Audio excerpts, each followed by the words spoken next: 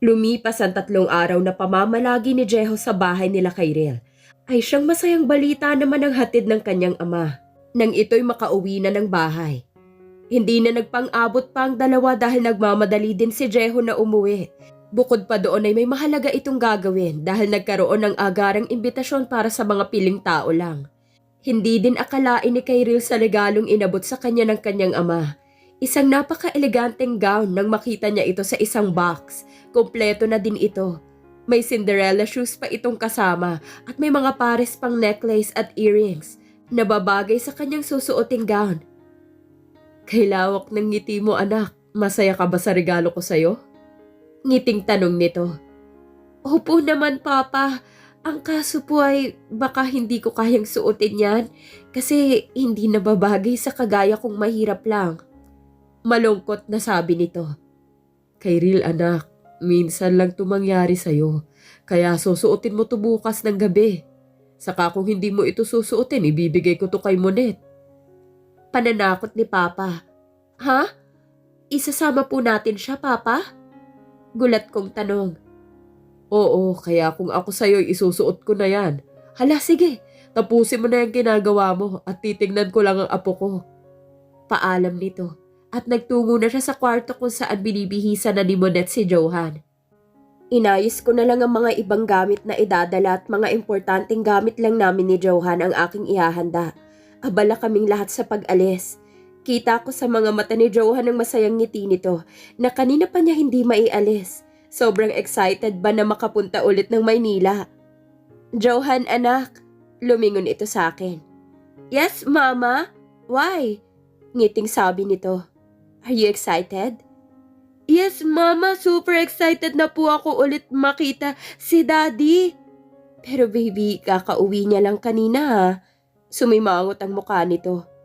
He promised me last night na ipapasyal niya ako sa Enchanted Kingdom. Malungkot na sabi nito. Napasinghap ako. Ito yung matagal ko nang ipinangako sa anak ko na mamamasyal kami. Pero dahil sobrang busy ko noon, ay nakalimutan ko nang ipinangako ko sa kanya. Ngumiti ako at hinalikan ko siya ng yakap. I'm sorry, anak, kung hindi ko man naibigay ang pangako ko sa'yo noon. Hayaan mo't sa susunod ay pupunta tayo. Are you sure, Mama? Paniguradong tanong nito. Hinaplos ko ang pisngi ng aking anak at ngumiti. Yes, baby, at isasama natin. Natin si Daddy? Dugtong nito. Ha? Please, Mama, isama natin si Daddy. Daddy Brandon is busy kaya si Daddy Jeho na lang pong isama natin. Please, Mama. Pag-uulit pa nito. Okay, ngiting sabi ko at ginulong bagsak nitong buhok. Sumilay ulit ang ngiti sa kanyang labi. At ang bagay na yon ang hindi ko pwedeng itanggi. Dahil sa ganoong bagay lang siya nagiging masaya. Paluwas na kami ngayon papuntang Maynila. Nakatulog ulit si Johan dahil napagod ang kanyang mga mata sa kakatingin sa mga tanawin sa paligid. Si Papay nakaidlip din at mukhang napagod ata dahil balikan ang kanyang biyahe. Si Monet naman ay abala sa kanyang sipi at ako naman ay kanilang driver. Naging tahimik ang aming biyahe dahil tulog ang maglolo. Kalaunan narating din namin ang bahay namin dito sa Maynila na saktong nagising naman ang maglolo. Sabay na humikab pa ang dalawa pagkagising ng mga ito. We're here na, Mama? Tanong nito na pupungas-pungas ng kanyang mga mata. Yes, baby, nandito na tayo. Why? Yay! I'm so excited to go Enchanted Kingdom!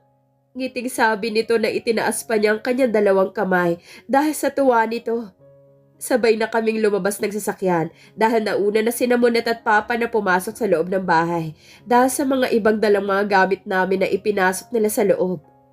Alas 5 na kami nang makarating dito sa Maynila, kaya nagpahinga na muna ako sa loob ng aking kwarto dahil sa pagod kong mag-drive kanina mula sa biyahe. Pabagsak akong nahiga sa malambot kong kama at napatingin sa kisame. Napabuga ako ng hangin sa aking bibig at unti-unti din ang pagsarado ng talukap ng aking mga mata. Napabalikwas ako ng bangon nang marinig kong ilang mga katok sa may pintuan. Kinusot ko pa muna ang 2 kong mga mata at nang makita ko'y madilim na sa loob ng aking kwarto. Bumaba ako ng kama upang hanapin ang switch ng ilaw. Kinapa ko ang dingding At agad kong ini-on yon nang makapako na ito. Lumiwanag ang buong paligid ng kwarto at tinungo ko na agad ang pintuan na kanina pa nila kinakatok. Binuksan ko agad yun at nabungaran ko si Papa. Nakasimangot ito nang mabungaran ko siya. Magpalit ka na ng damit mo at amoy tinapa ka na. Bungad niyang sabi. Ako? Amoy tinapa? Papa naman eh. Paano ako mag-aamoy tinapa kung sa loob ng kwarto lang ako natulog? Reklamo ko. Basta magpalit ka na ng damit, may mga bisita ka. Sabi pa nito. Sino naman daw po sila, Papa, at gabi na din ah? Bakit ngayon pa nila naisipang bumisita dito? Mga bulag ba sila? Bulag nga. O siya, bilisan mo na dyan at ako'y hindi na mapakali sa apo kong madaldal. Ikaw na lahat ang sumagot sa mga katanungan niya mamaya.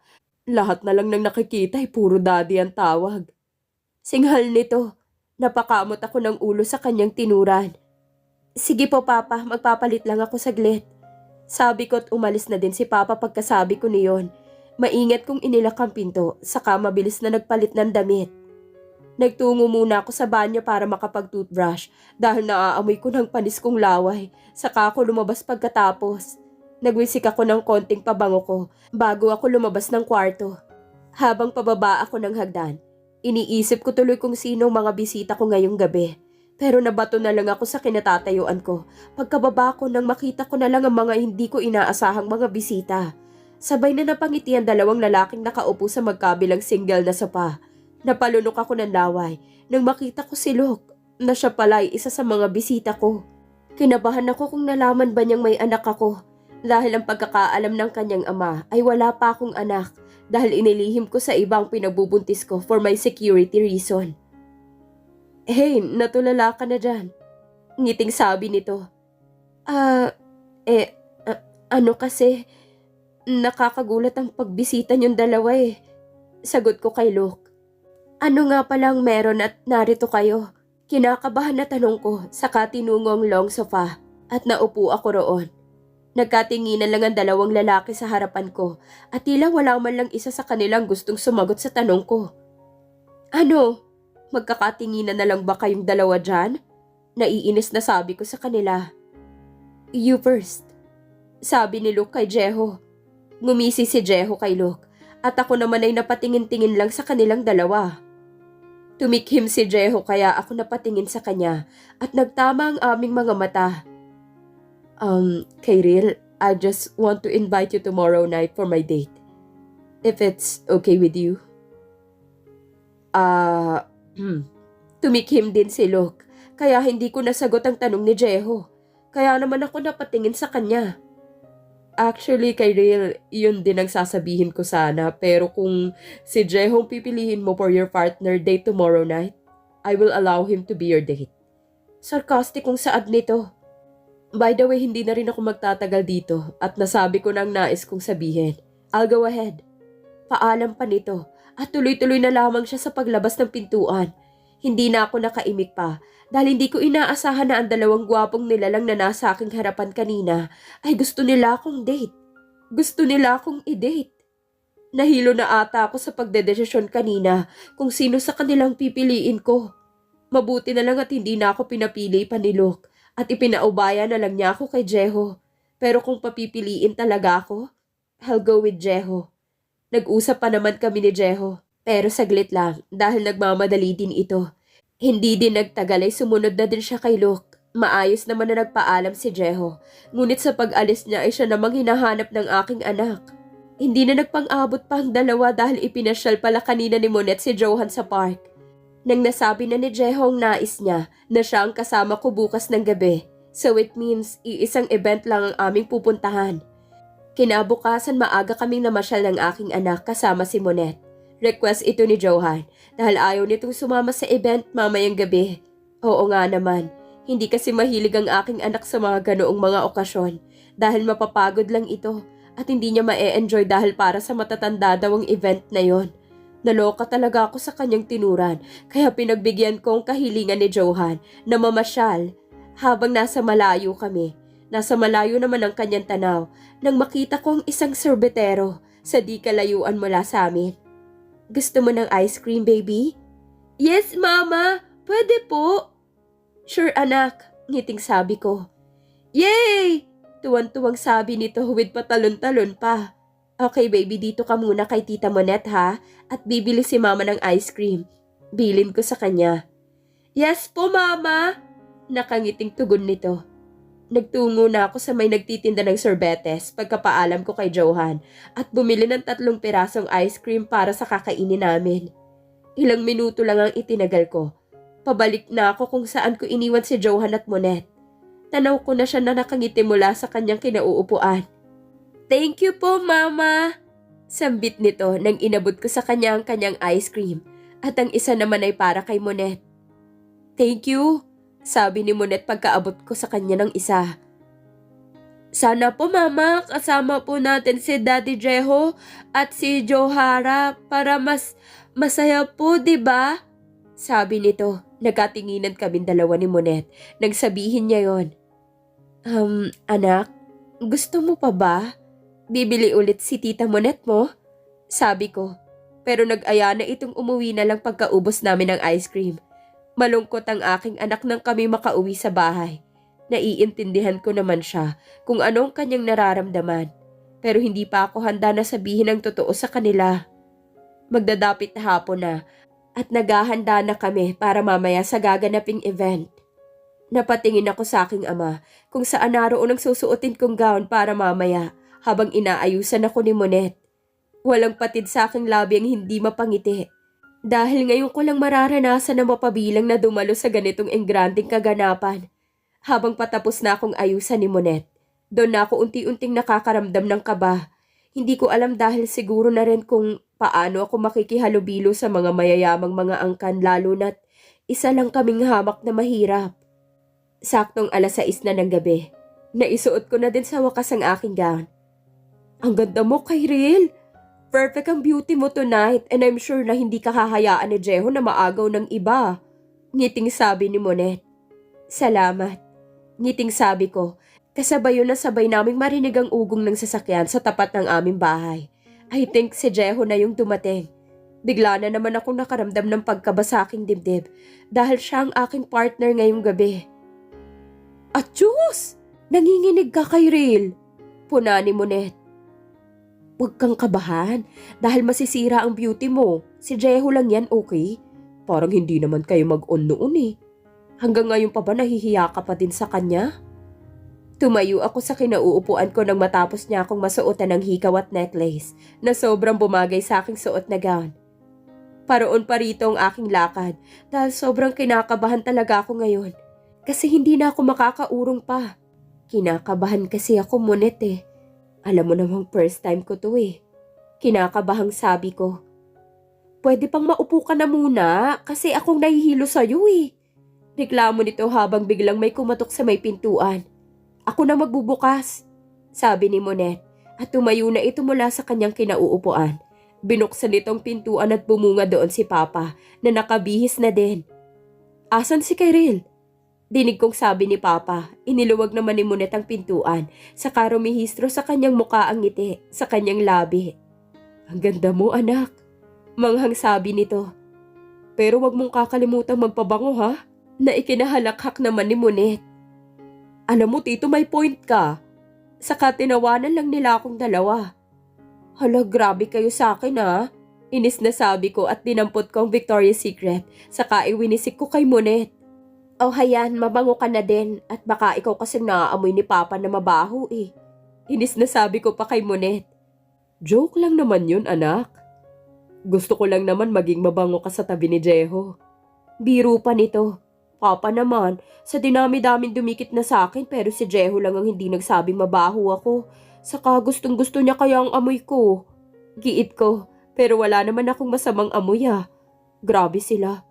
Natanggal tuloy bigla ang aking kaba dahil sa pagkainis ko kay Monette. Ngunit effective din dahil wala na akong kaba na nararamdaman nang sabay na kaming bumaba ni Papa ng hagdan. Dinig ko pang halakak ni Johan pagkababa namin ni Papa. Pero habang pababa kami kanina, dumadagungdong na naman sa kabang aking dibdib nang mapadakong paningin ko sa kanya at nagtama ang aming mga mata.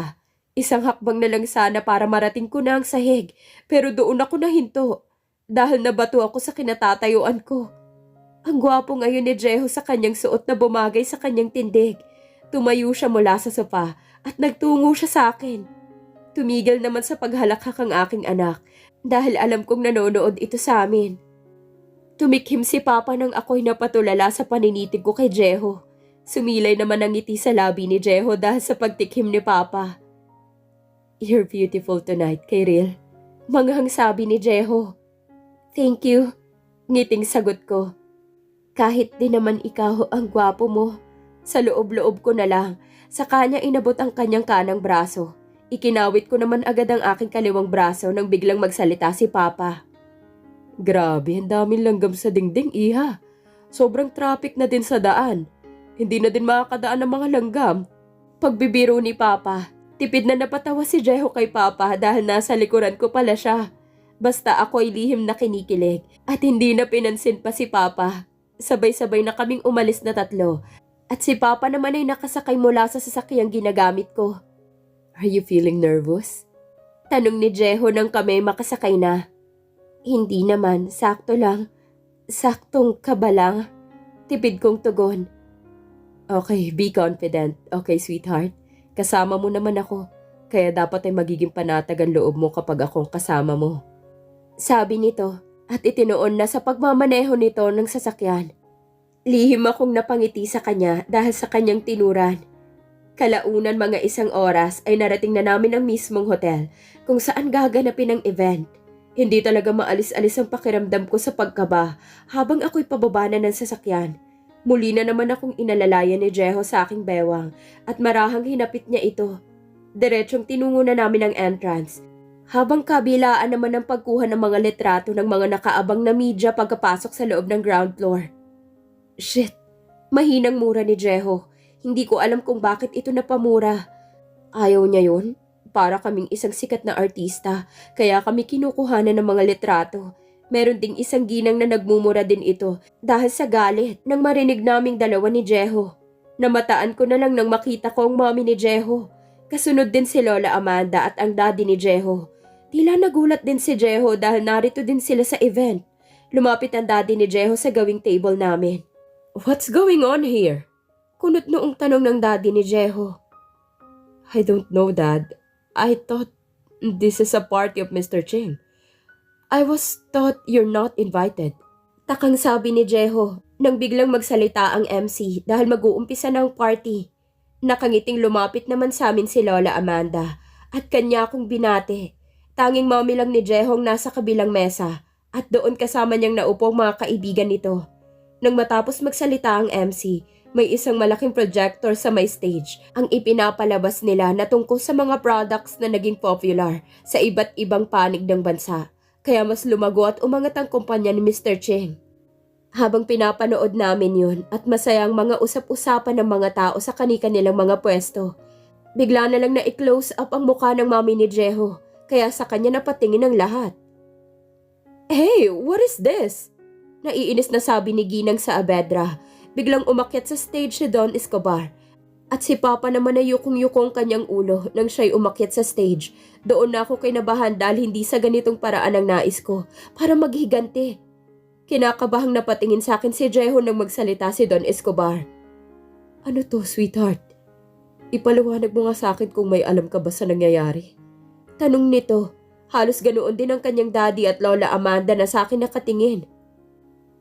"Siya si Wilfred Silvestre, apo, ang dating pinakulong ko noon. Dahil pinagnakawan niya tayo ng malaking halaga sa kumpanya na siyang lumabas sa pag-iimbestiga noon. Ayoko sanang maniwala noon dahil sobrang bait niya. Pero siya ang tinuturo ng mami mo na nagnakaw dahil yun ang lumabas sa investigasyon." Malungkot na sabi ni Lola.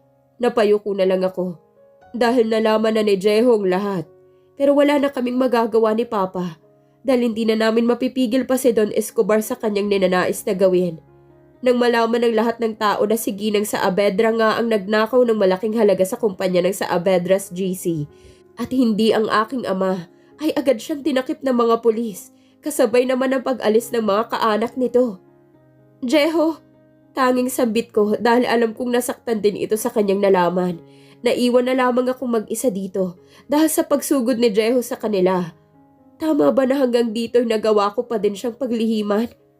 Napaawang ang aking ibabang labi dahil tuluyan akong iniwan ni Jeho habang tanaw ang kanyang likod na papalayo. Gusto kong sumunod, ngunit may 3 mga naka-black suit na lalaki ang kaagad na pumigil sa akin. At kasunod si Papa. Kyril, tawag sa akin ni Papa. Nasa kanyang tabi si Don Escobar at Luke. Sinamaan ko na lang ng tingin si Luke. Dahil silang may plano nito at silang may kagustuhan nito, alam kong natutuwa na sila sa mga nangyayari sa pamilya ni Jeho dahil itong gusto nilang makita, ang unti-unting pabagsakin ng buong pamilya ng mga Saavedra. Masaya ka ba, Kyril? Dahil nakaganti ka na sa pamilya Saavedra. Nakangiting tanong nito, napatingin ako kay Papa para humingi ng saklolo. Wala akong maisagot na tama ngayon dahil ako man ay naguguluhan sa mga nangyayari. Don Escobar, pasensya ka na sa anak ko. Alam kong nabigla siya sa mga nangyayari ngayon. At pagpapasensyahan niyo na po muna kung pwede ay ipagpaliban muna sa ibang araw kung ano man na nais niyo sabihin sa kanya. Ako na pong bahala sa anak ko. Mahabang turan ni Papa. Siya sige. At sa ibang araw na lang natin pag-usapan ang bagay na yon na sana'y handa na si Kyril para mapag-usapan na natin ang maayos yon. Sabi ni Don Escobar. Pwede ka nang umuwi, Kyril. Or baka pwede mo naman samahan ang anak ko. Nakangiting sabi nito. Gusto ko na pong umuwi. Malungkot na sabi ko. Aalis na po ako. Mahinang tugon ko. Mag-iingat ka, anak. Bili ni Papa. Tipid akong ngumiti rito. Iniwan ko na sila na hindi ko nakakausap si Papa. Pakiramdam ko'y maging si Papa ay naipit din sa kalagayan ko. Hindi man lang namin napag-usapan to ni Papa dahil wala ito sa plano namin. Nasa labas na ako nang mahanap ko na ang aking sasakyan. Bubuksan ko pa lang sanang pintuan ng sasakyan nang may humawak sa aking kamay at mabilis niya akong kinaladkad patungo sa nakabukas na pintuan ng sasakyan at madali niya itong isinaradong pinto. Takot ang aking nararamdaman nang si Jehong nasilayan ko sa galit niyang muka. Napayuko ako dahil sa labis na takot. At baka makarinig lamang ako ng masasamang salita mula sa kanya. Dinig ko ang pagsinghal nito at nasuntok pa nitong manibela ng kanyang sasakyan. Napaigtad ako dahil sa gulat ko sa pagsuntok nito. Now explain all of this, Kyril. Bakit ka nagsinungaling sa akin? Hanggang ngayon pa ba, Kyril, ay nagagawa mo pa akong paglihiman? Ganun na ba ang tingin mo sa akin na hindi kita kayang ipagmalaki? Hindi kita kayang ipagtanggol sa lahat ng mga tao kahit may ama ka pala na nasa kulungan noon? Why, Kyril? Wala ka bang tiwala sa akin? Wala ka bang tiwala kung gaano kita kamahal na kaya ko namang gawin ang lahat para sa'yo? Mawala na sa akin ang lahat, pero kung ikaw lang ang mawawala sa akin, baka hindi ko na kayanin na mabuhay mag-isa. Ang selfish mo. Naging makasarili ka. Paano mo pa maiiwasan ngayon si Don Escobar at ang Luke na yan? Kung ikaw naman ang magiging kapalit sa lahat ng mga naitulong nila sa'yo. Damn it! Mura nito. Now, whether you like it or not, sasama ka ngayon sa akin. You're mine, sweetheart. You're still mine. Ako lang ang pwede magmay-ari sa'yo, not Luke. Seryosong sabi nito. Hindi na ako nakaimik dahil sa dami pa niyang sinabi. Ay para gusto ko nang tumalon sa tuwa. Pero kinakabahan ako dahil hindi ko alam kung ano maaaring gawin ni Don Escobar. At kung anong kaya niyang gawin sa aking pamilya. Natatakot ako sa anumang binabalak nila. At baka humantong pa ito sa hindi kanais-nais na mga gawain nila. Lulan kami ng biyahe patungo sa lugar na hindi ko alam kung saan kami pupunta. Malayo na din ang narating namin at mahigit 3 oras na kaming nagbabiyahe. San tayo, Jeho? Malayo pa ba ang lugar kung saan mo ko itatago? Tanong ko rito. Ngunit kumunot lang ang kanyang noo sa sinabi ko, napanguso na lang ako. Iniisip ko na lang baka ikulong niya ako sa bahay at gawing katulong na naman niya. Tapos siya naman ay boss ko sa bahay. Utos dito, utos doon. Iniisip ko na lang kung anong klaseng buhay na naman ang ibibigay nito sa akin.